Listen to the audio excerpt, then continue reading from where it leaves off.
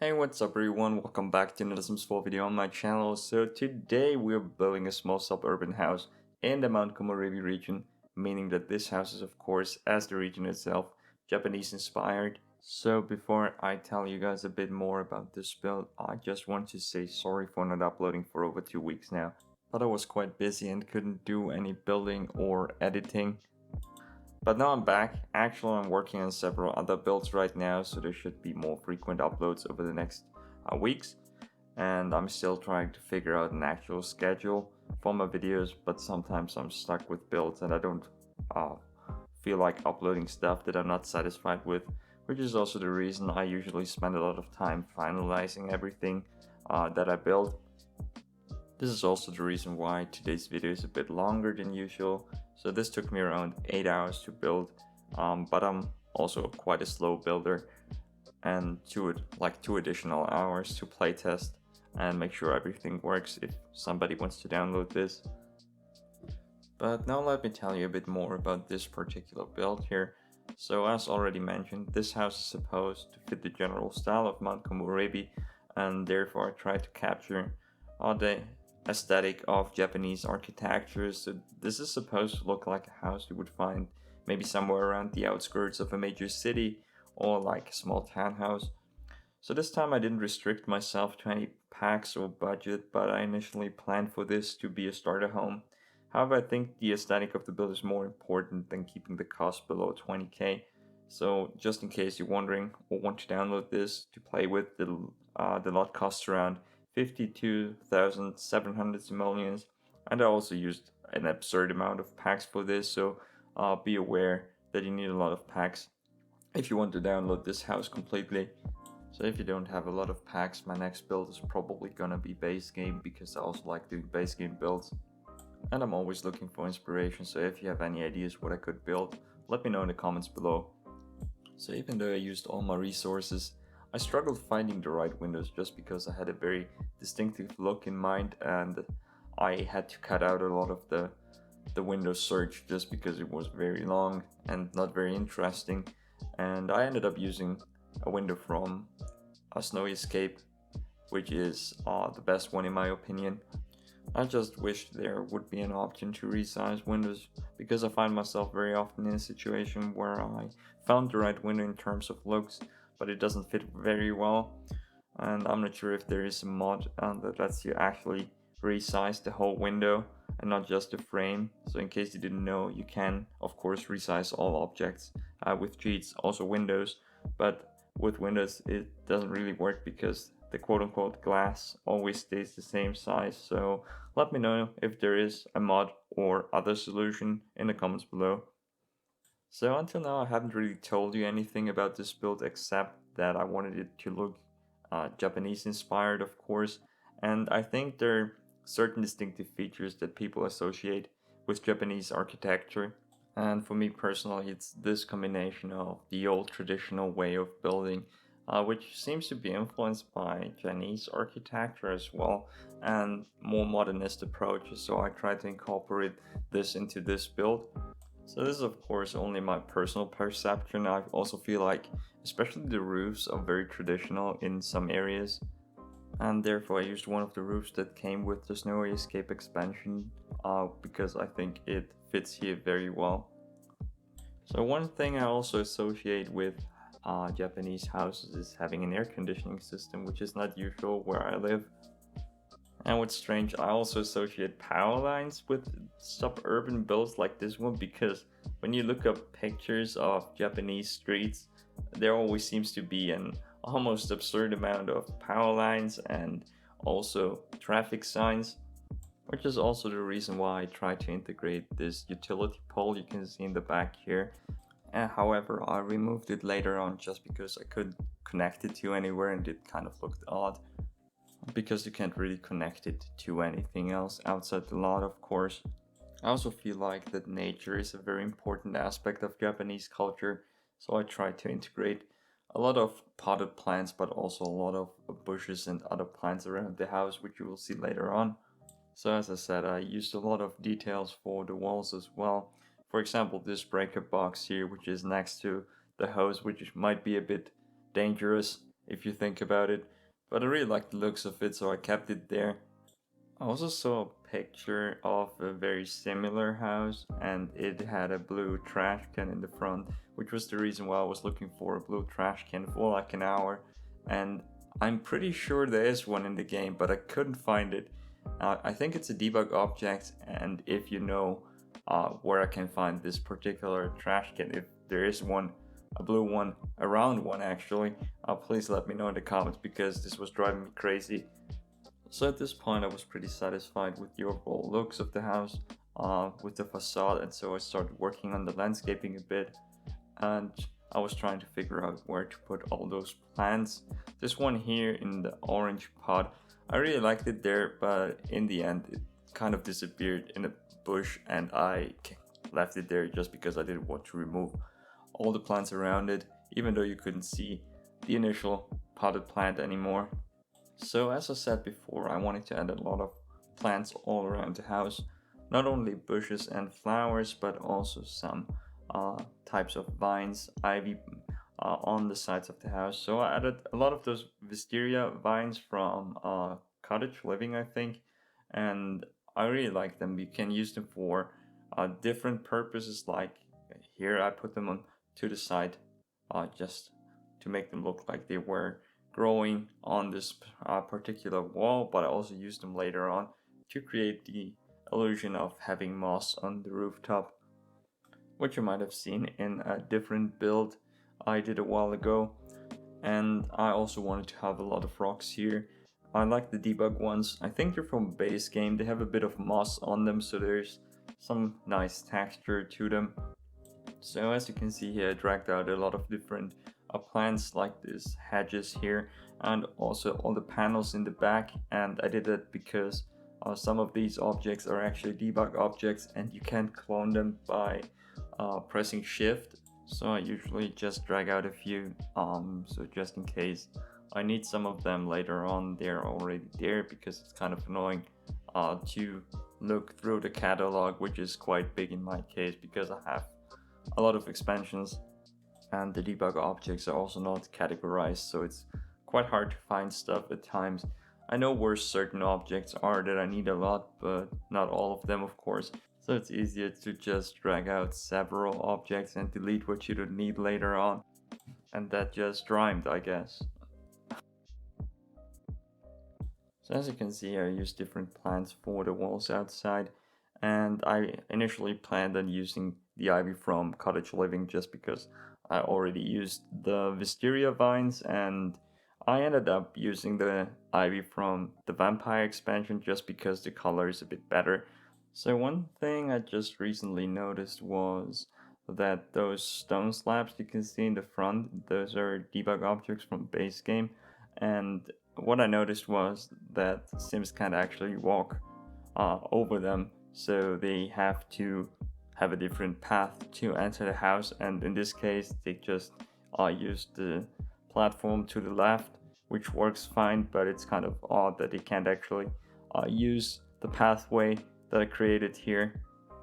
So here I'm putting some additional plants on the roof just because I wanted the plants from the side to continue growing over the roof, and at first I used those, I'm not sure what they're called, they're from base game and I used them a lot. I think they don't even have a name, I think they just called debug object or whatever, and I eventually removed them just because I didn't like the color and they didn't go well with the wisteria vines from the sides, so I just removed them later on and added some more debug plants. Also some more wisteria vines, but these are debug objects, which was really useful because they wouldn't snap to the wall, so you could place them more freely, which is really an advantage.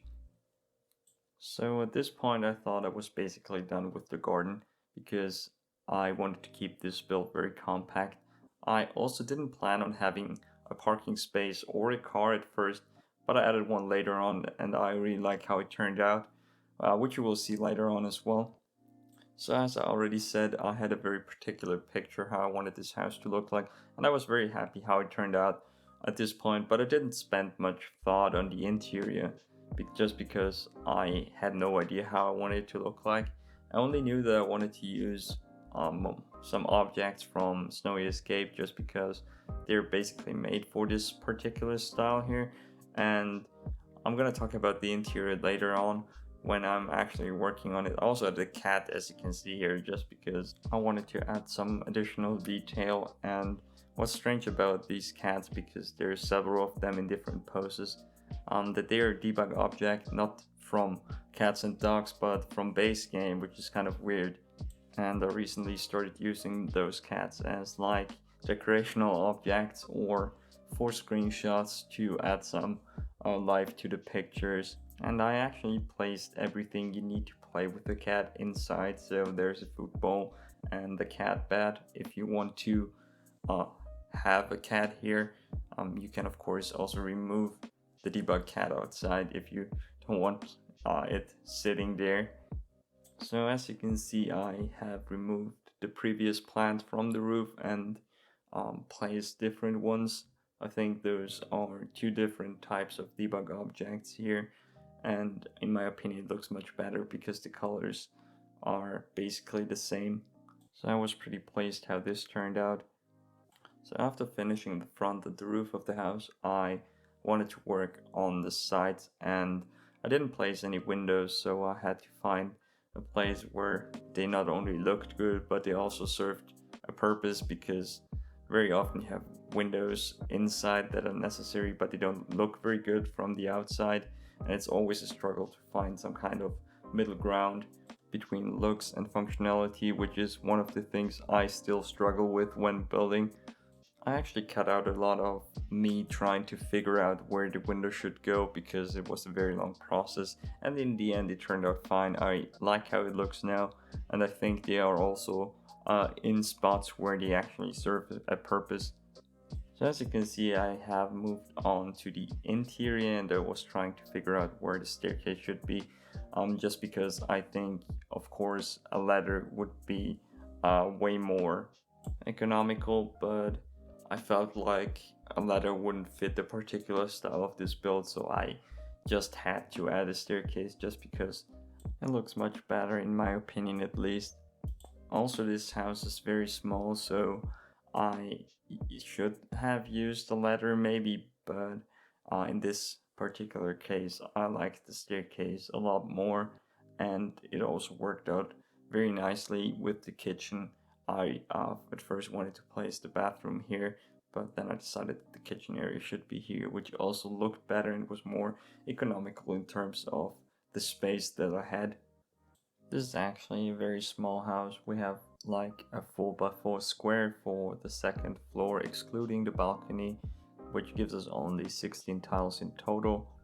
And we also have the same room size below with 2 additional tiles in the front, so we have only 34 tiles in total, which makes this build very small, and it would actually qualify as a tiny home if you have the tiny living expansion, because everything with less than 64 tiles is considered a tiny home, so you will get all the perks if you're interested in that. But if you don't have tiny living, it doesn't really matter.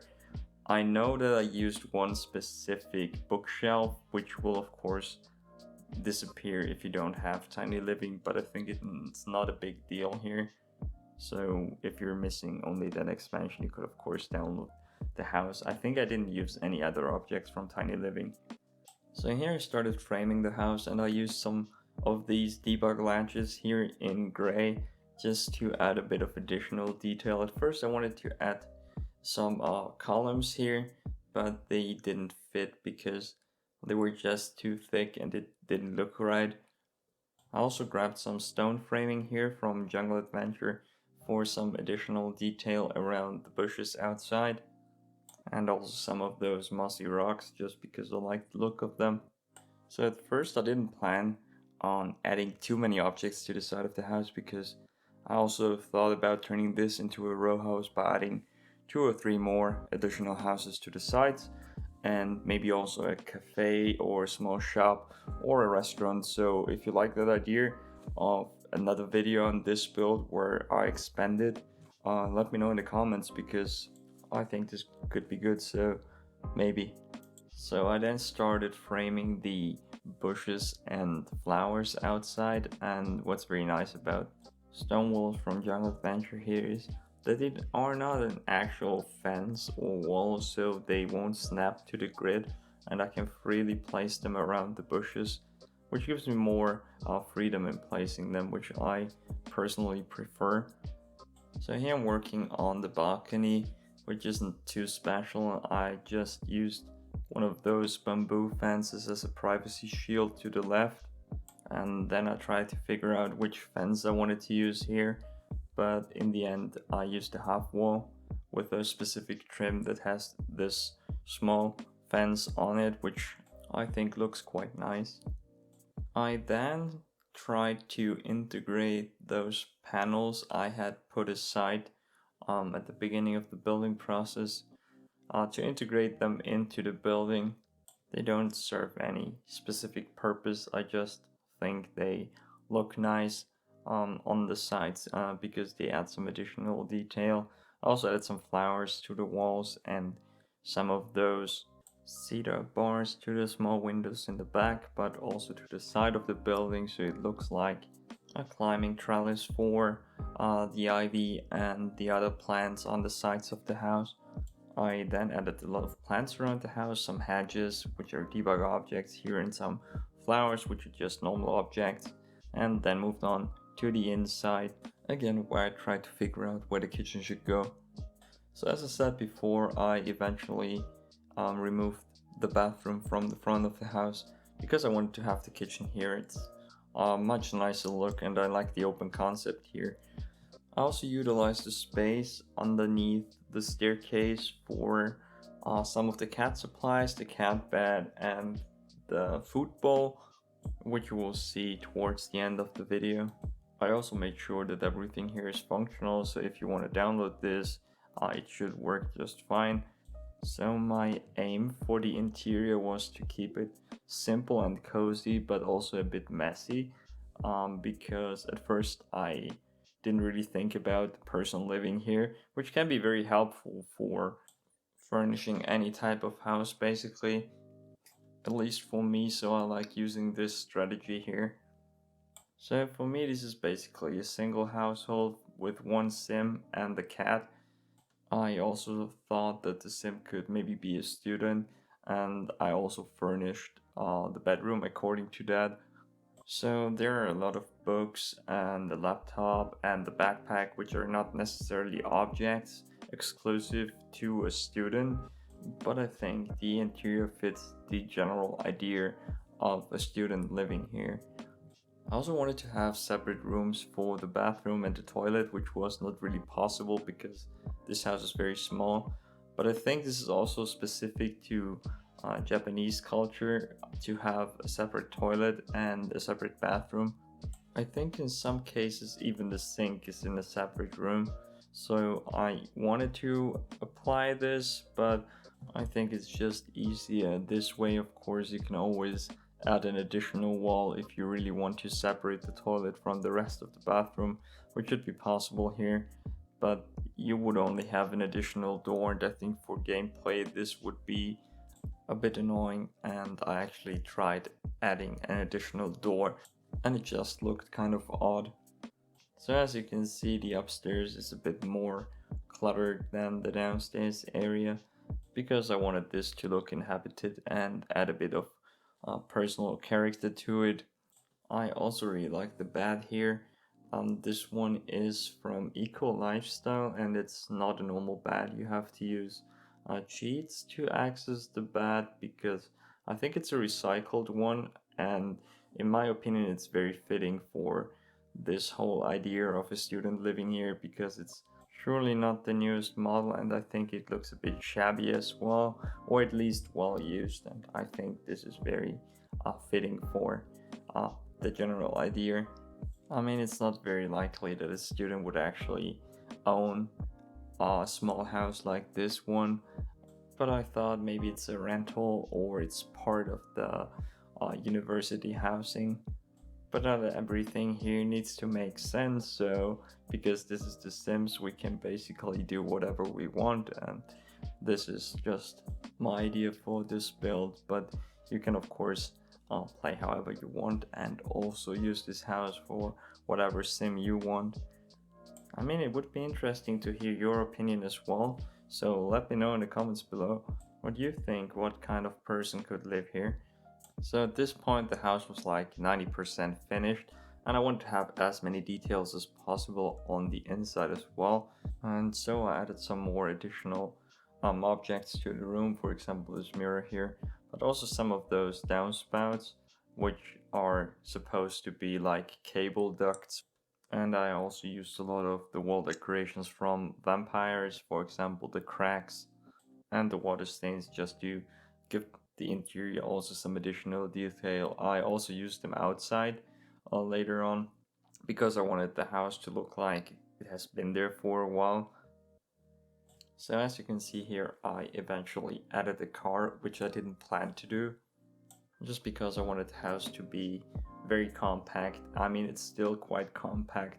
It's only like 10 tiles wide, so it doesn't really matter. And I think the car actually adds a lot of character to the house, like somebody's actually living here. And I still don't understand why we don't have working cars in Sims 4. I mean, this would be a great kit maybe, or an expansion where they give us additional like jobs for a mechanic or a taxi driver or something like that.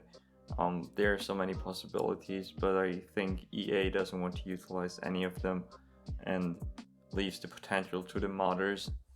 So at this point I was almost done. I was just adding some additional objects to the build, like this stone wall here from Jungle Adventure that I have used before, and also some wooden boards which are basically just debug objects from base game. I like using them a lot for framing stuff or also for pathways, and most of the objects I'm applying here are actually just debug objects. I think debug objects should be just normal objects because I use them all the time, and I don't know why they are not part of the normal object catalog here.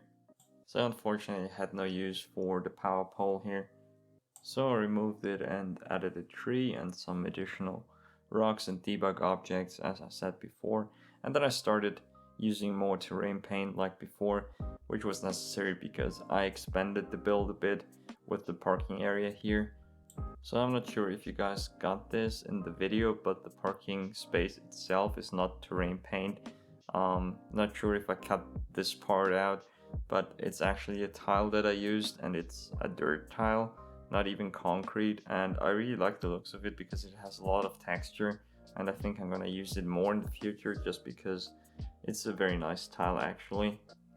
So in addition to the final objects outside, I also started to finalize the interior, tweaked a few colors here and there, placed a few more objects and small details like the shoes here, and filled these racks here with some additional objects. I also added some more plants, and I actually wanted to use this small space next to the railing here for something. I didn't know what, so I just added this small colorful stool here and also some additional wall art in the back.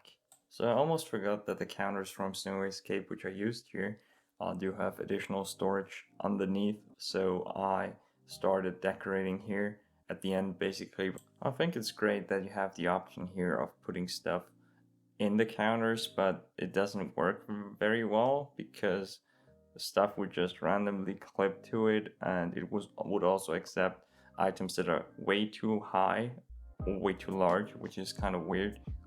And so I decided to use the red shelf to put stuff underneath just because it worked much better, and everything is still functional here. I almost forgot to add the sink, which wouldn't be a problem because there is another sink in the bathroom, so this would still work. But in my opinion, it's kind of weird to not have a sink in the kitchen, so I added one also for looks.